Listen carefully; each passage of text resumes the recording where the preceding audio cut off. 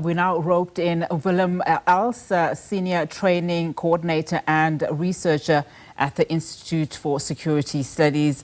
A very good afternoon to you, Willem, and thank you so much for your time. So let's now start with just how significant this conference is for South Africa and especially the African continent at large, given that, you know, South Africa, it's the first time it's being held on the continent and in South Africa. How large a threat is terrorism on the continent, but more over in South Africa, especially in this shifting global landscape, do you think? Good afternoon to you, Nati.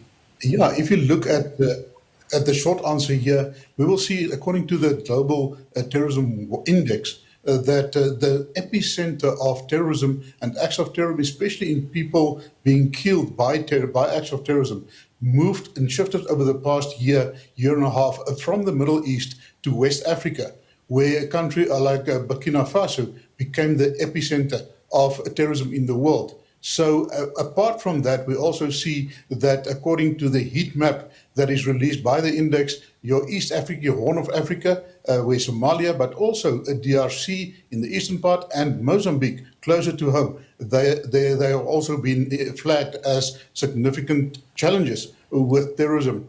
So if we look at that, that is on the terrorism side, but also we must understand that South Africa is currently one of 5 countries in SADC that has been grey-listed due to our inefficient or ineffective response towards countering terror funding as well as the laundering of money. So we are trying to get out of that. We started to build up the resilience in terms of our legislation that has been adopted. A lot of these immediate outcomes have been addressed, but we are not out of the woods as yet. So that is currently where we are standing as South Africa. The significance of this conference in South Africa, as you mentioned, is the first in Africa. South Africa has once again taken the lead. We see that this forum has been established some 10 years ago. I think this is the 4th conference or the 5th conference that is being held, and it is really valuable because it's bringing all your different entities from the state, from the insurance brokers to the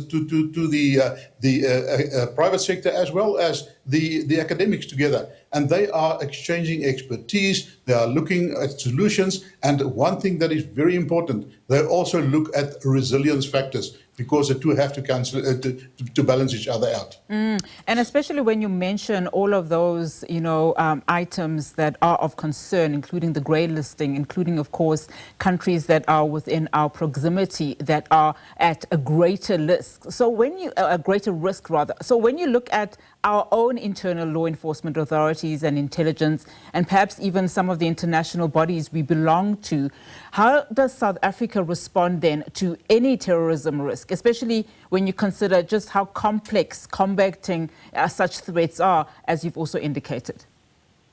Yeah, indeed, this is a very complex situation, but we must understand that South Africa is undergoing a transformation where factors like the state capture severely impeded on our intelligence capability, also our law enforcement investigations, etc., etc. They are busy rectifying that, but it's going to take some time. We also see that some South Africans have been flagged and blacklisted by the American government for their acts of terror, but also for their training, for the securing of funds, and also for moving of this money to countries like in conflict, like in Uganda, that's close to the DRC, as well as to Puntland in Somalia. So that is the challenge that we are facing with. It's close to home. We have currently 2 terrorism cases that are on the court roll. The one is the Klip River case here in Gauteng, and the other one is the so-called Del Vecchio case down in Durban.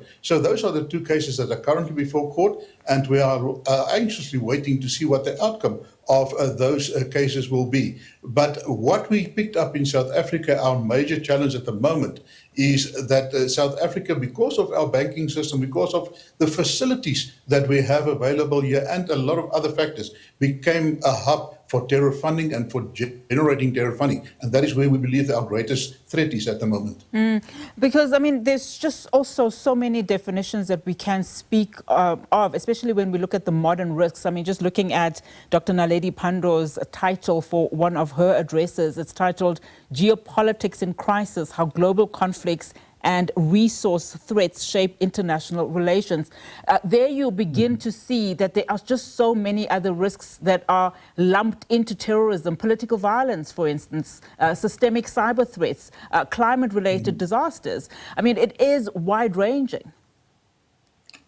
Indeed, we cannot underscore what we refer to as a nexus between terrorism and your transnational organized crime. And that is very prevalent if you look at the outcome that they want to have with this conference. Is they are looking at, for instance, what was mentioned in your interview is your kidnap for ransom. That became a serious problem in South Africa. It was rising and it is still rising, and how to work and combat that. But very important, as I mentioned earlier, your resilience. When countries, if you look at the TOC index, the Transnational Organized Crime Index for Africa, we see that South Africa is currently ranked number 3 in Africa and number 7 in the world. But one thing that counts in our favor is that normally when your crime index is severely high, like in South Africa, your country resilience factor is very low. But we see in South Africa that, especially in our region, we have the highest resilience count.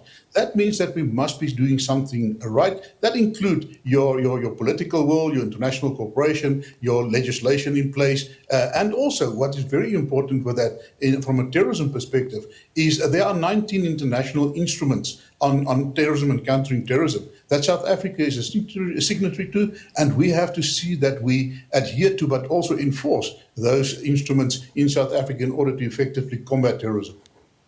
And I mean, that is encouraging to hear, Willem, in terms of the high resilience, in terms of the crime index, given, of course, G20 presidency also in South Africa, and, of course, those high-level summits at the end of the year. But we have run out of time, but thank you so much, Willem, for your time. Really do appreciate it.